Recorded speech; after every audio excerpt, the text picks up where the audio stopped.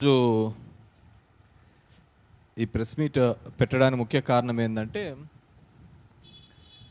నిన్న మొన్ననో సిలిండర్ మీద డొమెస్టిక్ అయితే 65 రూపాయలు పెంచడం జరిగింది. అదేవిధంగా కమర్షియల్ అయితే 110 115 పెంచడం జరిగింది. అంతేనప్ప ప్రసాదం 115 ఎంతో పెంచడం జరిగింది. పెంచడం జరుగుతూ డొమెస్టిక్ బుకింగ్స్ చేసుకోవాలి అంటే ఈరోజు నా ఇంట్లో సిలిండర్ అయిపోయింది అంటే 25 రోజుల తర్వాత మళ్ళీ సిలిండర్ వచ్చేది. 25 డేస్ వరకు మళ్ళీ సిలిండర్ రాదు అని చెప్పేసి. కమర్షియల్ దాంట్లోకైతే ఇంకా బుకింగ్సే లేవు అని చెప్పి చెప్పడం జరిగింది. కమర్షియల్కి అయితే బుకింగ్సే లేవు అని చెప్పడం జరిగింది. సరే, ఇరాన్లో యుద్ధం జరుగుతుంది. అక్కడ నుంచి రావాల్సిన క్రూడ్ ఆయిల్ కానీ అదేవిధంగా ఎల్పిజి కానీ లిక్విడ్ పెట్రోలియం గ్యాస్ ఈ ఎల్పిజి కానీ ఇబ్బంది అవుతుంది కాబట్టి 65 రూపాయలు పెంచడం జరిగింది. ఆ నిల్వలు తక్కువ ఉన్నాయి అని చెప్పేసి వాళ్ళు కూడా కూటమి వాళ్ళు కూడా సమర్థించుకుంటూ మాట్లాడుతున్నారు. నేను ముఖ్యంగా ఈ మీటింగ్ పెట్టడం దానికి ఏంటంటే కారణము గతంలో వైఎస్ఆర్సిపి చేసిన తప్పిదాన్ని మళ్ళీ రిపీట్ కాకూడదు అంటే వైఎస్ఆర్సిపి చేసిన తప్పిదం అంటే గతంలో కూటమి కావచ్చు బీజేపీ కావచ్చు మా ప్రభుత్వంలో ఉన్నప్పుడు డీజిల్ రేట్లు పెట్రోల్ రేట్లు గ్యాస్ రేట్లు పెరిగినప్పుడు మేము ఖండించలేకపోవడం ఆ తప్పిదం. ఆ తప్పిదం చేయడం వల్లనే పెరిగిన గ్యాస్ రేటు కూడా మేమే పెంచినామని, పెరిగిన డీజిల్ రేట్లు మేమే పెంచినామని, పెరిగిన పెట్రోల్ రేటు మేమే పెంచినామని మేము నిందలు మోయాల్సిన పరిస్థితి ఏర్పడింది. అప్పుడు మీరు బాగా చూసింటారు, పాదయాత్రలో కూడా లోకేష్ కర్ణాటకలో పోయి ఇక్కడ చూడు ఏ రేటు ఉందో, ఇక్కడ చూడు ఏ రేటు ఉందో, మేము వస్తానే తగ్గిస్తాము, జగన్మోహన్ రెడ్డి మొత్తం రేట్లన్నీ పెంచినాడు, నిత్యావసరాలన్నీ పెరిగిపోయినాయి అని చెప్పడం జరిగింది. అది మనం అందరం చూసినాం. చాలా మీటింగ్లలో ఆయన మాట్లాడడం జరిగింది. ఆంధ్రప్రదేశ్లోనే ఎక్కువగా ఉందని. ఖచ్చితంగా ఆంధ్రప్రదేశ్లోనే ఈరోజు కూడా ఎక్కువగానే ఉంది. కూటమి ప్రభుత్వం వచ్చిన తర్వాత 2026లో చూస్తే పెట్రోల్ ప్రైస్ 109 నుంచి 110 రూపాయల మధ్యలో ఉంది. డీజిల్ ప్రైస్ ఆంధ్రప్రదేశ్లో చూస్తే 97 నుంచి 98 రూపాయలకు ఉంది. కాబట్టి ఈరోజు కూడా తగ్గలేదే.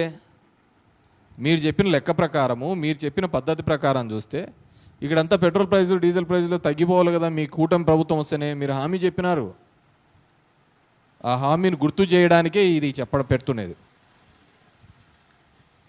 గతంలో మీరు బీజేపీ వాళ్ళు పైన కేంద్ర ప్రభుత్వం పెంచినా కానీ మేము మాట్లాడలేకపోయినాం. మేము చాలా మాట్లాడకనే చాలా తప్పులు జరిగినాయి. అది జరగకూడదు అనే ఉద్దేశంతోనే ఈరోజు ఈ ప్రోగ్రాం పెట్టి చెప్పడం జరిగింది. ముఖ్యంగా చూస్తే వీళ్ళు క్రూడ్ ఆయిల్ పెరిగినాయి ఇవి పెరిగినాయని కాదు, నేను ఒక కంపారిజన్ స్టేట్మెంట్ తీసుకొని వచ్చిన. 2014 వరకు క్రూడ్ ఆయిల్ ఈరోజు ఎంత ఉందో క్రూడ్ ఆయిల్ ప్రైజు 2026లో $90 ఉంది క్రూడ్ ఆయిల్.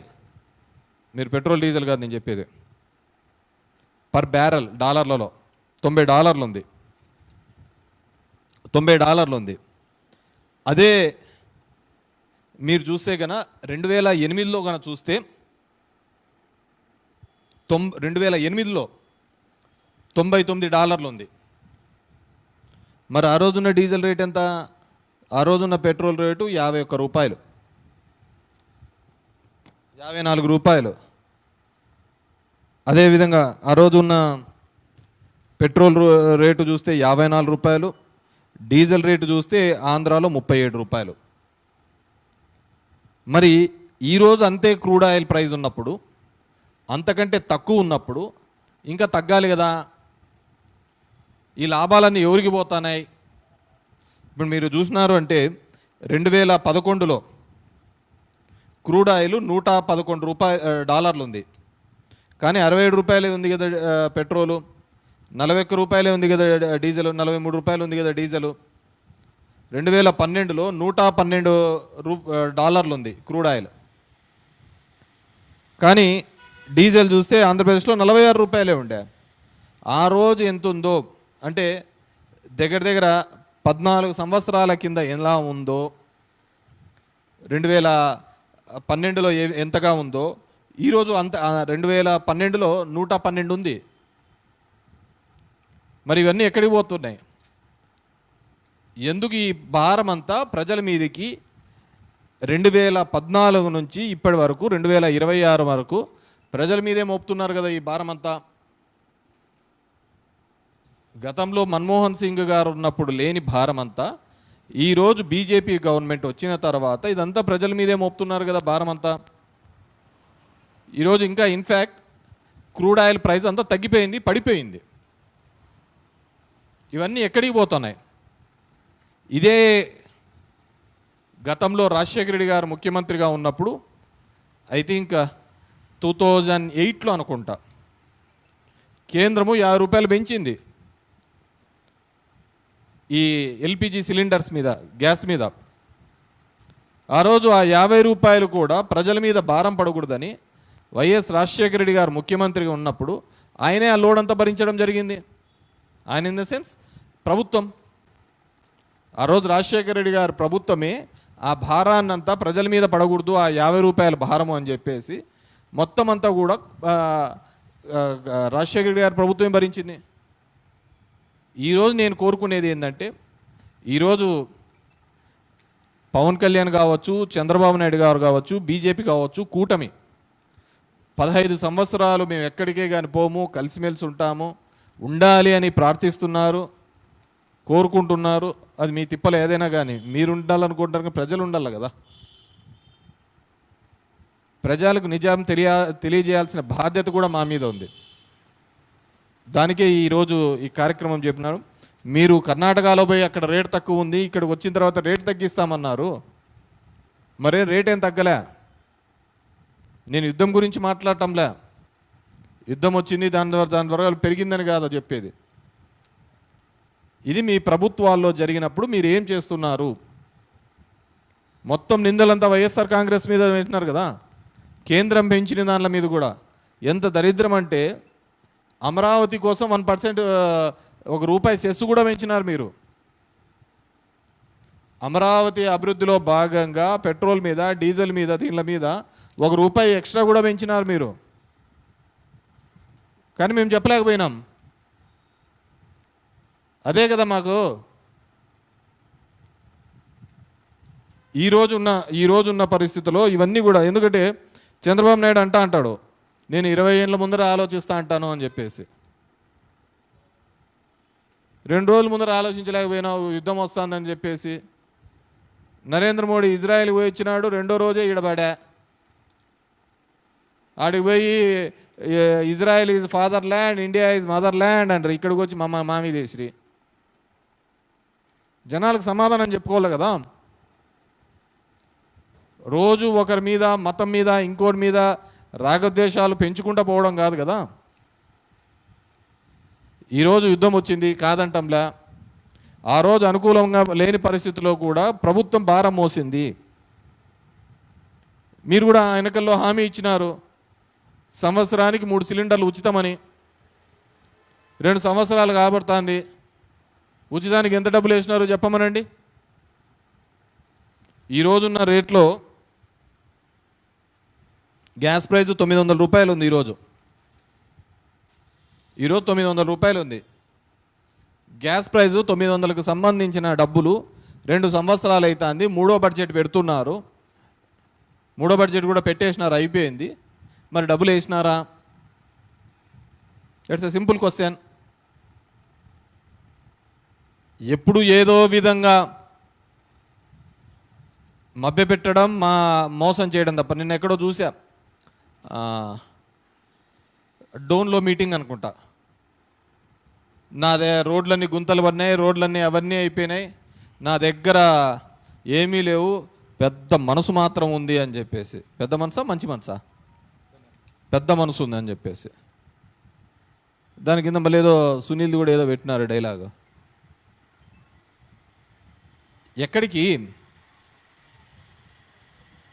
మార్కాపురంలో పోయి చెప్తే మీరు ఇంకా వేరేది ఏమొద్దు, మీ అందరికీ ఒక కార్యక్రమం ఇచ్చినా దాంట్లో మీరు సక్సెస్ఫుల్గా దిగ్విజయంగా చేయాలని.